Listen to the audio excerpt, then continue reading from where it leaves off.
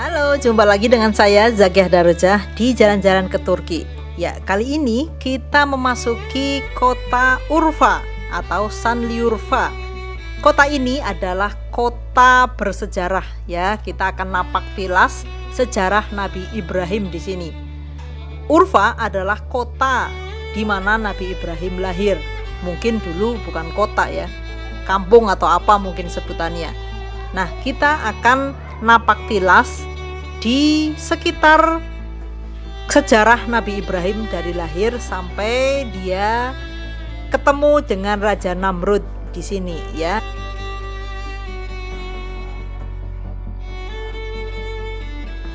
Di sini masih terdapat ya peninggalan dari sejarahnya Nabi Ibrahim.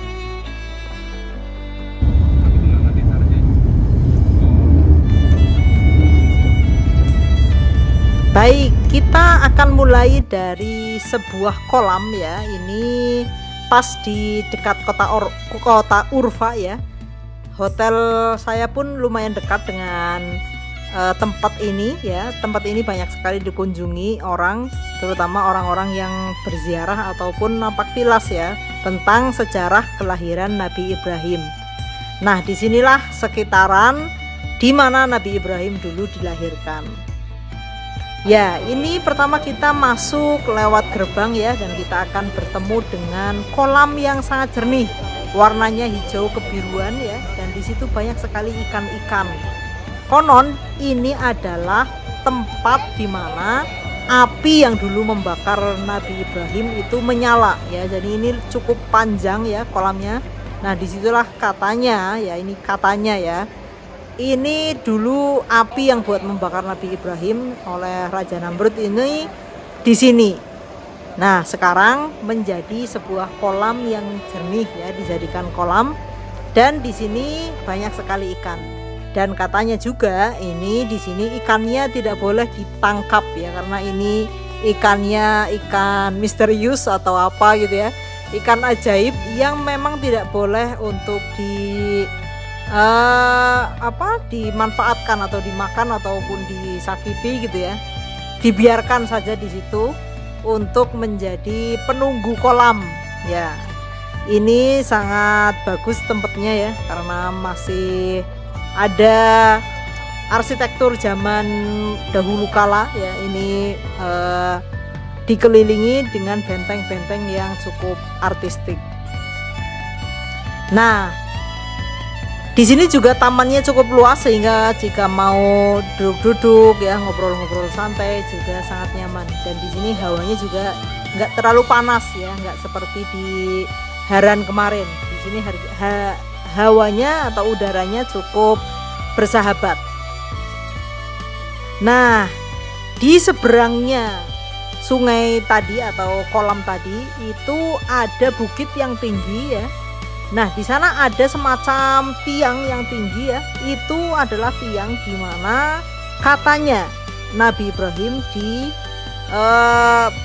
diletakkan ya, atau mungkin ditaruh di situ ya waktu beliau dibakar.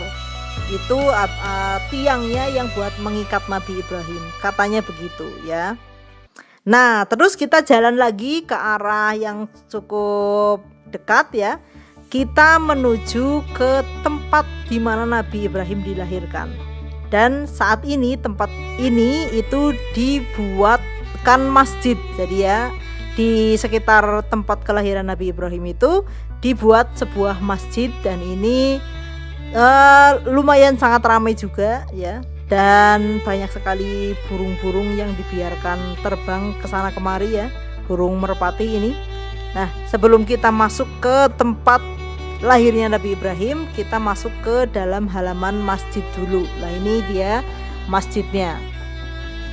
Nah, ini kita memasuki tempat di mana Nabi Ibrahim dilahirkan. Ya, ini semacam di dalam gua ya, tetapi sudah ditutup ya, dilindungi oleh bangunan ya.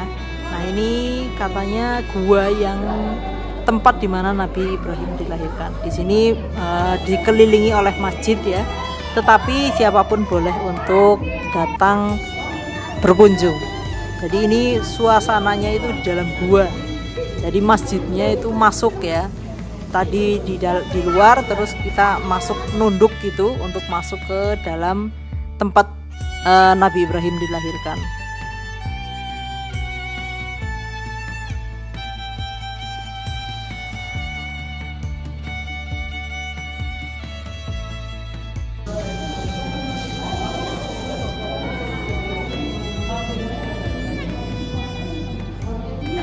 Nah, setelah kita puas ya mengelilingin atau napak tilas tempatnya kelahiran Nabi Ibrahim, kita istirahat dulu di sebuah hotel di Urfa.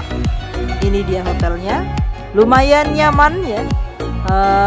Arsitekturnya juga unik, mungkin ini hotel lama ya, tetapi masih layak lah, dan luas juga kamarnya. Nah, malam harinya kita akan menikmati sajian Mesopotamia Night ya, atau dinner ala Mesopotamia.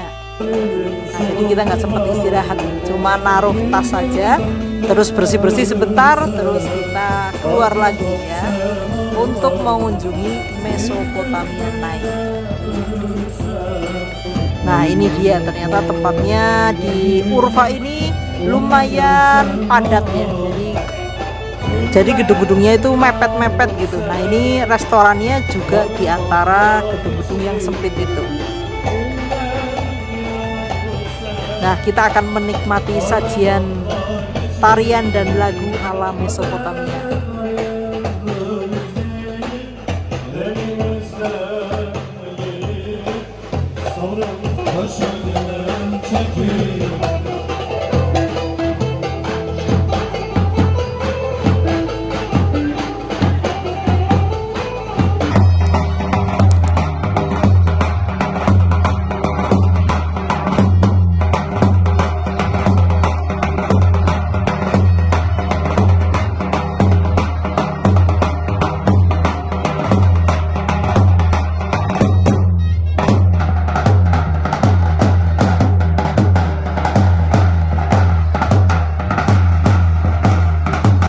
Nah, sampai malam ya kita di Mesopotamia Night nih, sampai badan sudah capek semua karena belum istirahat. Kita kembali ke hotel sebelum besok kita akan menuju ke Gunung Namrud atau MT Namrud, Mount of Namrud. Ini dia, kita sudah perjalanan pagi ya.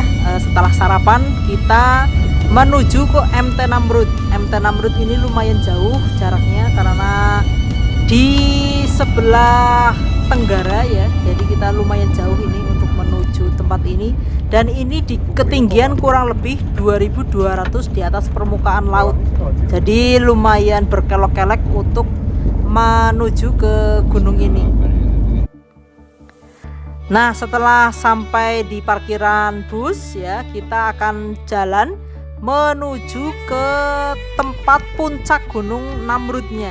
Nah, di sana katanya banyak terdapat sisa-sisa patung peninggalan Raja Namrud dulu. Jadi ini sebenarnya banyak versi ya. Ada yang bilang ini memang peninggalannya Raja Namrud ya, pas zamannya Nabi Ibrahim.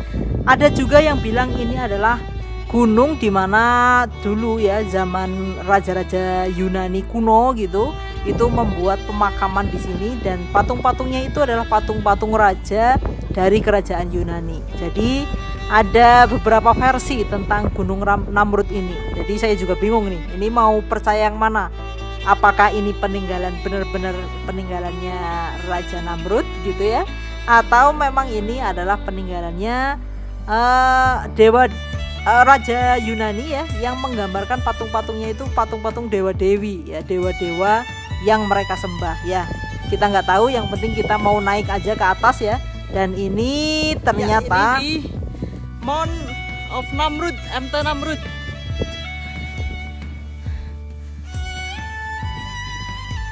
Wah, ini gunungnya tinggi sekali.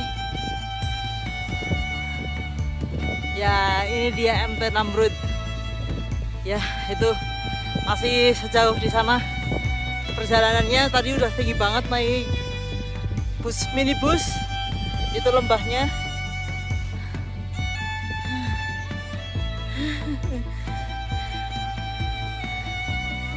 Ya, itu suami saya udah menanti di atas.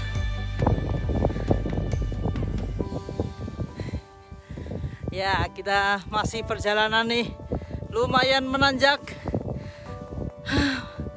Mau melihat patungnya yang dulu dipatahin sama Nabi Ibrahim, patungnya Namrud. Nah, ini butuh perjuangan ini untuk lihat patung-patung. Itu lembahnya dalam sekali. Ternyata ini sangat melelahkan sekali ya, karena gunungnya itu ternyata tinggi sekali dan tidak ada pohon, tidak ada apa-apa ya, cuma rerumputan saja. Itu hanya benar-benar gunung nung ya, tidak ada pemandangan apapun ya, hutan-hutan atau gitu tidak ada. Jadi kita di atas gunung ini benar-benar melihat ya hamparan pegunungan yang sangat luas sekali. Indah sih, indah ini pemandangannya indah sekali. Cuma capeknya juga lumayan ya, capek sekali ini. Sampai lutut hampir coklek gitu ya untuk sampai ke atas puncak dari MT Namrud ini. Untungnya ini cuacanya sedang mendukung ya, jadi suasananya tuh dingin, sejuk gitu ya, tidak panas. Kalau panas ini besar sekali nih energinya untuk sampai sini. Nah, kalau lagi musim dingin ini tuh semuanya jadi salju katanya ya.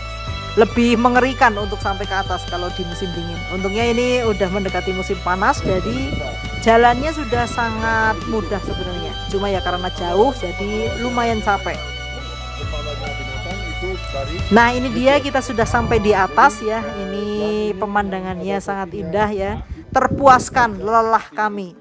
Meskipun sampai toklek kakinya ya, tetapi alhamdulillah sampai di atas kami bisa menikmati pemandangan yang sangat eksotik.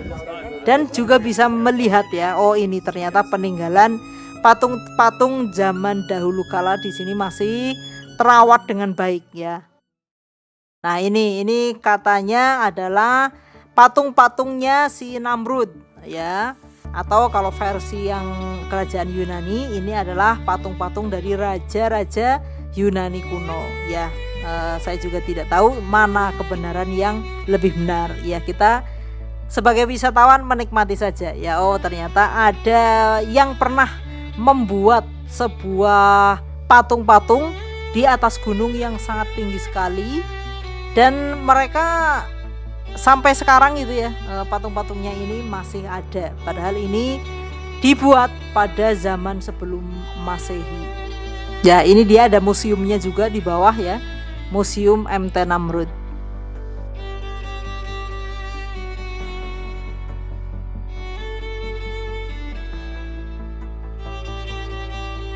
Nah, setelah kita menikmati Gunung Namrud yang sangat tinggi, kita menuju perjalanan ke sebuah situs yang baru ditemukan, tetapi situs itu adalah situs yang justru sudah sangat lama, bahkan lebih lama dari situs Giza ya, piramida Giza di Mesir. Jadi ini mungkin udah sekitar 7.000 tahun atau mungkin 15.000 tahun sebelum Masehi, katanya begitu.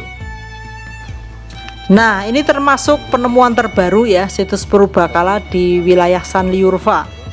Ini menunjukkan kalau dulu itu ada makhluk yang bisa mencipta jauh sebelum kita kenal, yang jauh sebelum dikenal dalam sejarah. Nah, ini namanya Göbekli Tepe. Bangunan ini itu dipercayai sebagai sebuah kuil dulunya ya, atau tempat ibadah yang bahan bakunya itu tidak dikenal di belahan bumi manapun. Yang ya, dengan relief hewan langka yang tidak dikenal di zaman ini. Nah, ini jadi semakin membuktikan bahwa di zaman dahulu kala itu manusia atau orang di bumi ini tidak seprimitif yang dibayangkan orang.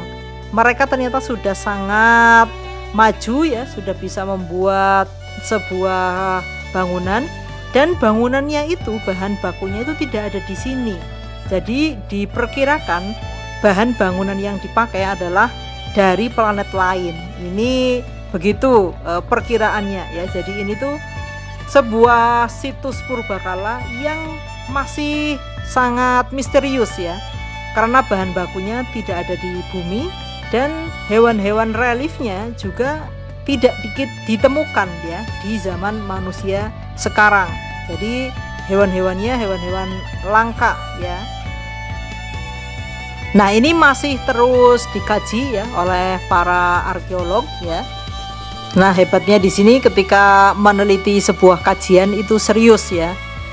Dananya ada gitu untuk mengkaji sebuah penemuan. Ada juga ini museumnya ya, dibuat sangat modern ya museumnya. Jadi kita bisa nonton juga sejarahnya Göbekli Tepe seperti apa, batu-batu yang ditemukan apa saja dan sebagainya itu ada di museumnya juga. Ya, jadi ini meskipun seperti hanya sebuah bongkahan, tetapi ini adalah sebuah situs purbakala yang menjadi penemuan bersejarah ya, yang mungkin nanti kedepannya akan lebih jelas lagi ya tentang apa sebenarnya situs ini.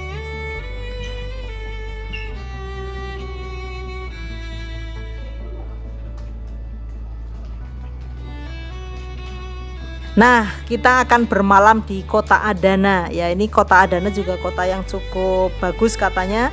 Tetapi kita hanya akan menginap saja sebelum besok pagi kita akan menuju ke Kapadokia.